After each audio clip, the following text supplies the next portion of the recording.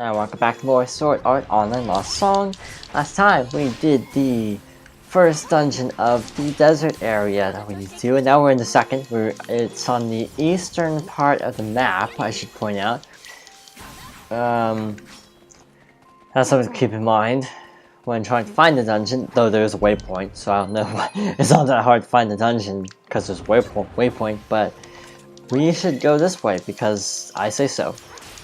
To be honest, the big ominous room in the map is actually on the left side, so it just makes sense to me that it's probably better to go this way first. Just logic dictates that, you know, the big room probably is where the boss is, so probably check the smaller rooms first. And it's part 22 of this series, so I feel like we're at the end of the game. I mean, we're currently trying to just go back and tackle some other stuff before we can do more on the third island. So to me, it feels like we're getting close to the end. Solar Key, one-handed weapon, and the ancient fruit. Yuck. So might as well take out this guy while we're here. Same party as last time, I'm just playing a different character from that party just to mix it up. Again, a lot of the characters are clones, so that's also part of the reason I'm not really feeling like switching characters that much, because it's like, if two characters are going to have identical movesets anyway, then what's the point in constantly switching characters?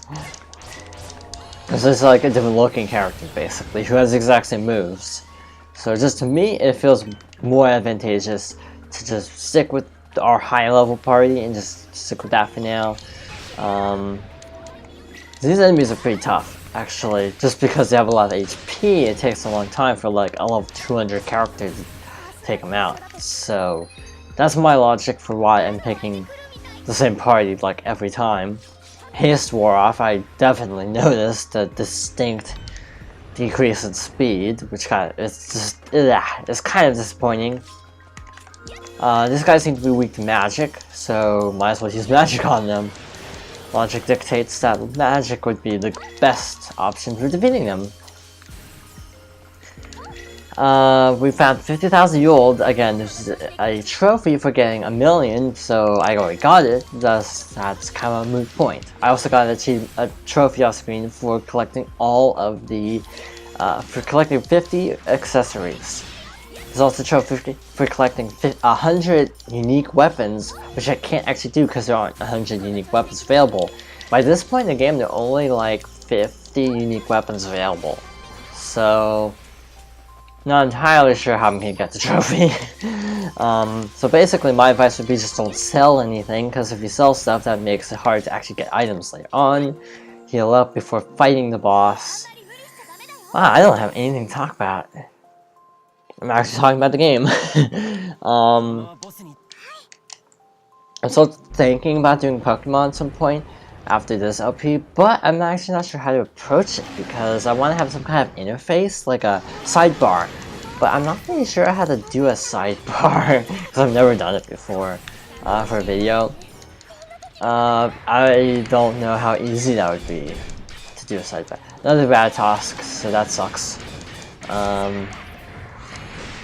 How'd that quote go? I already referenced it once, but what is the courage is the magic that turns dreams into reality? Is that it? Yeah, if I were to Let's Play Symphonia, I would definitely skip on New World. You're on for that one.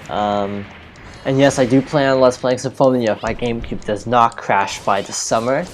I am planning to do that. So, if you're a Symphonia fan or Tales fan in general, I hope you look forward to that. I think I might actually replace Pokemon until I find a good method to do a capture. Basically, it's like how you have the sidebars in the video like act like a PNG, basically, because the way my GameCube captures, there are black bars around the side of the screen. So I was thinking it'd be cool to put like something like a sidebar with showing all the Pokemon I have in my party. The only problem is I don't know how to crop the video.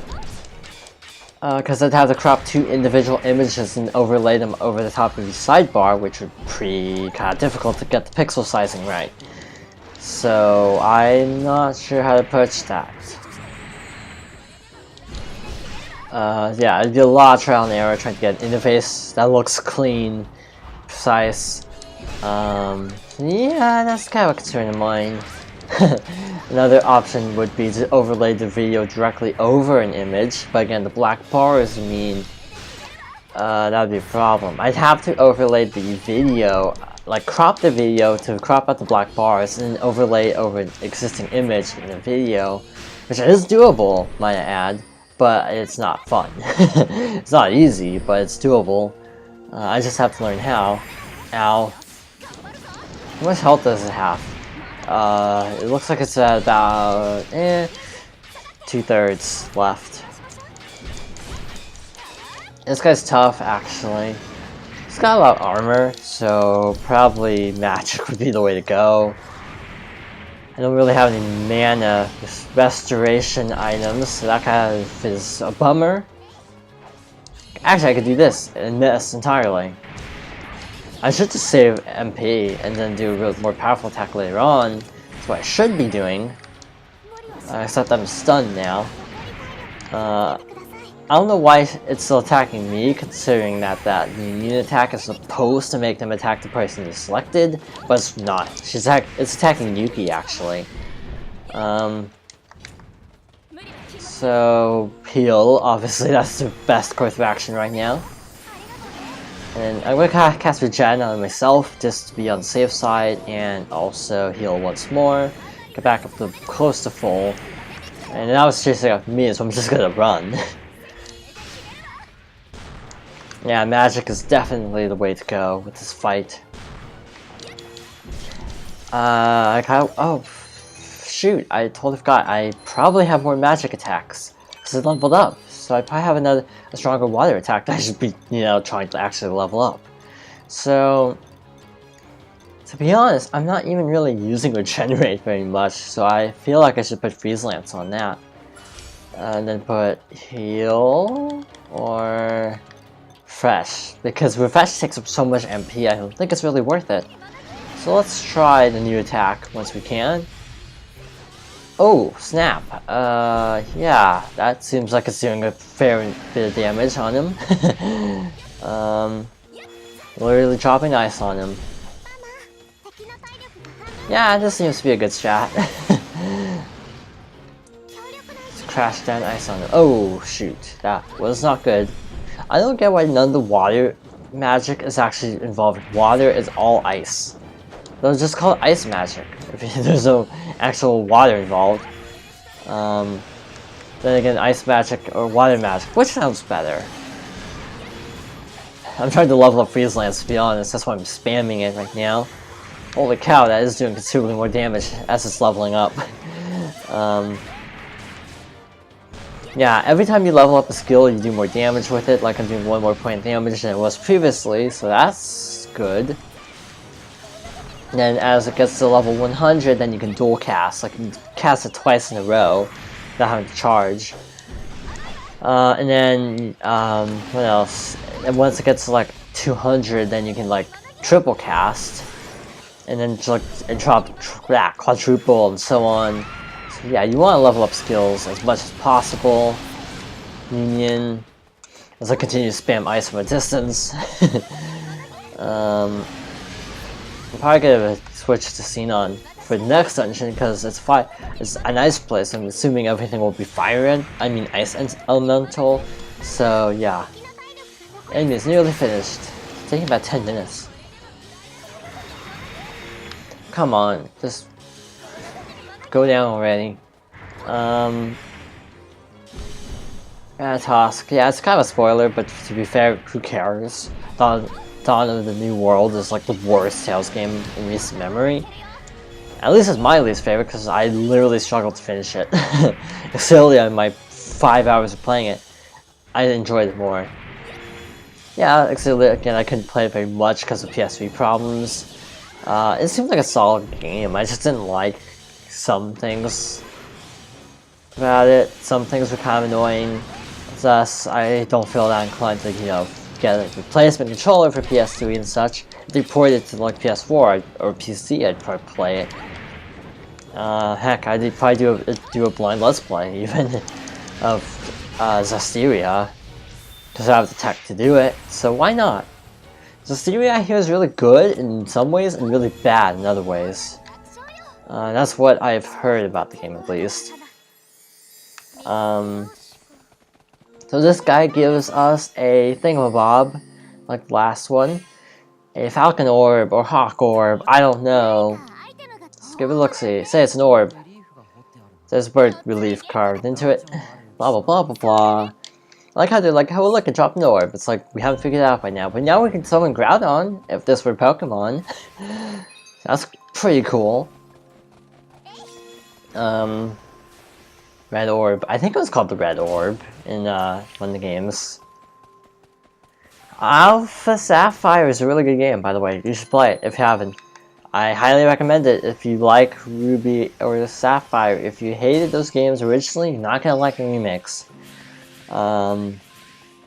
The environments are arguably less diverse than Sinnoh, and even Kanto, or Johto. Well, one thing I do have to admit is with Kanto and Johto, I do tend to not actually list them separately in my mind, because frankly, you can go to both in Gold and Silver, so I tend to kind of rank it separately. Let's see if I can land on it from here, actually.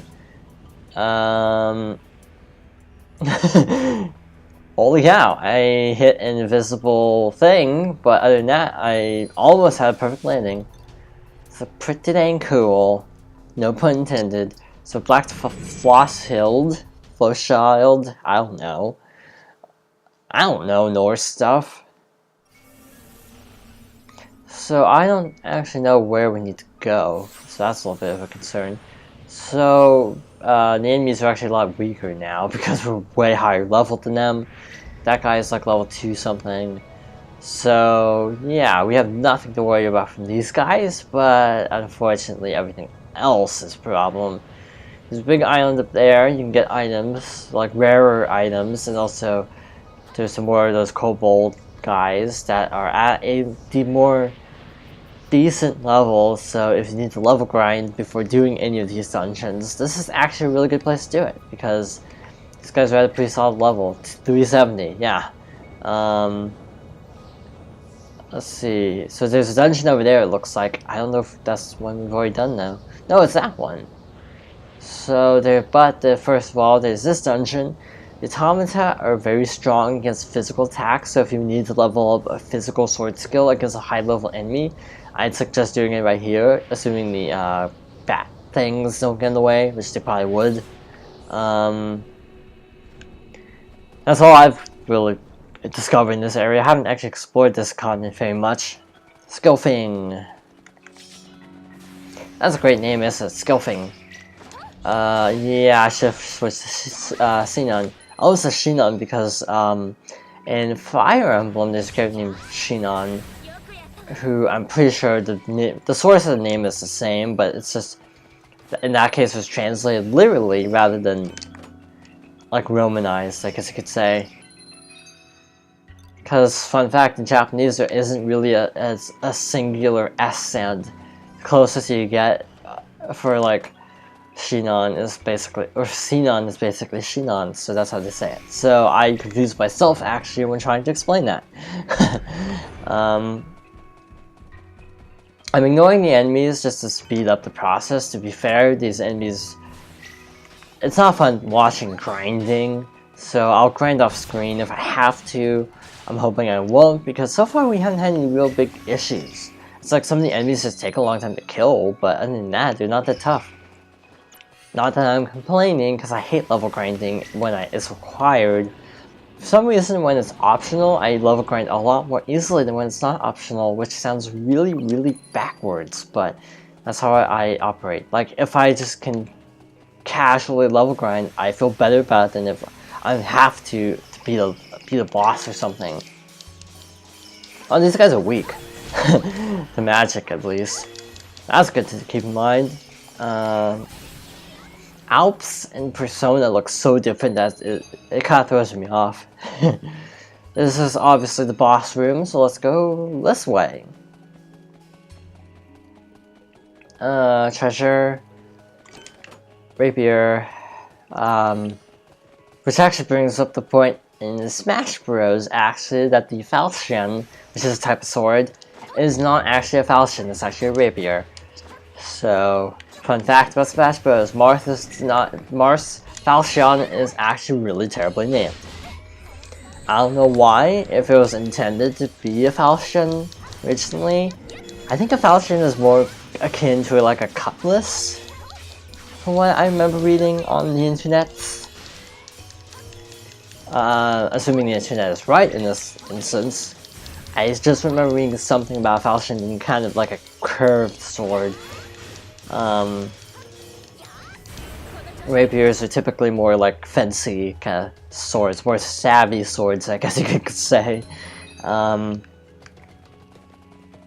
Like, yeah, Asuna's fighting style is a lot more slicey than I would have expected, to be honest. But like Zelda in, oh, that's actually a good point. Actually, the reason probably why I like Asuna in this game is probably because I played so much Hyrule Warriors.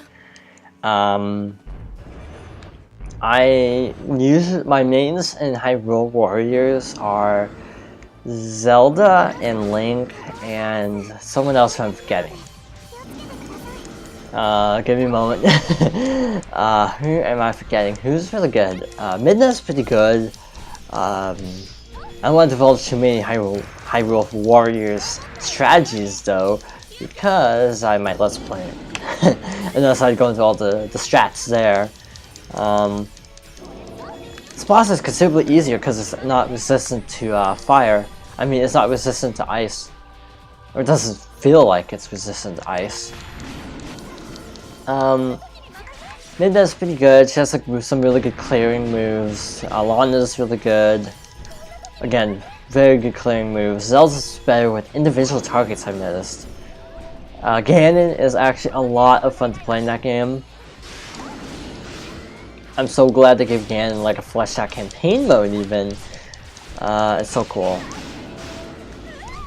My least favorite character is Girahim, mostly because his attacks are really flourishy, which totally fit the character. Like, they completely nailed the vibe of the character, but it makes him really hard to actually control because he, like, poses so much, basically.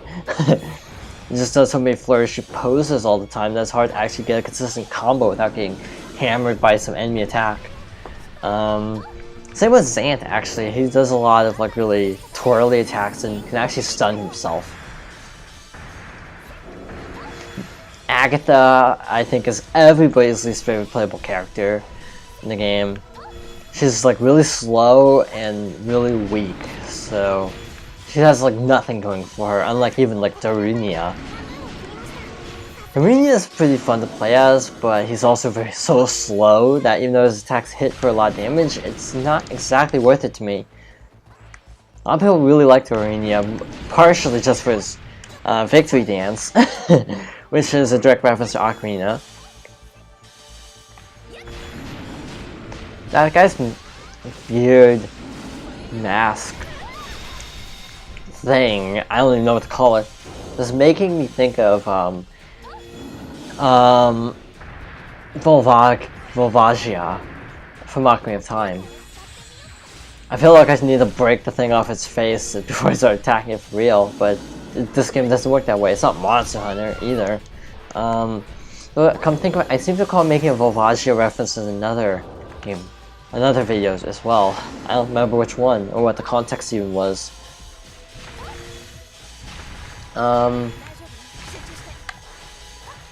Apparently Volvagia is just like a cursed boss for Let's Players.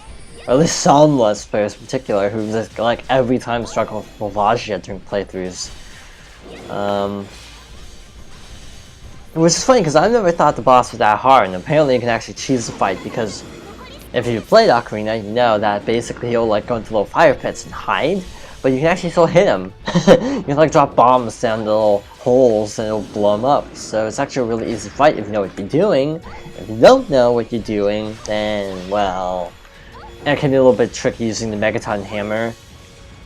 It's because it's kind of a slow weapon compared to others. Ow. Cut away at your feet. It should be down any second now. Ow. This should finish it. Or not. This should finish it. Or not. Or yes. Okay. I wasn't awkward at all. Head nod. You can't even emote? That's lame. Oh yeah, probably because it's a cutscene. Fish orb, aka best orb. And I am too. There's orb with a fish on it. Got the blue orb. So, I think it's. I'm trying to figure out what emote they actually do. To be honest, cheer. That's probably it. Yeah, that's it. I was curious. For some reason, I was curious about it. So I think Asa is actually a higher level than everyone else. Yeah. So I guess while we're in the neighborhood, we could start the next dungeon at least. We won't be able to finish it obviously within 10 minutes. I'm Sarah challenged in real life actually. I should take time to notice. I have really bad depth perception and also really bad sense of balance. So those things really work against me when it comes to going up and down stairs. So typically most people like to go first when stairs are involved so I don't like topple into them. And we usually actually it's just I volunteer to go last more than everyone else volunteering to go first. Oh, we're right here. That is oddly convenient. Okay, so down.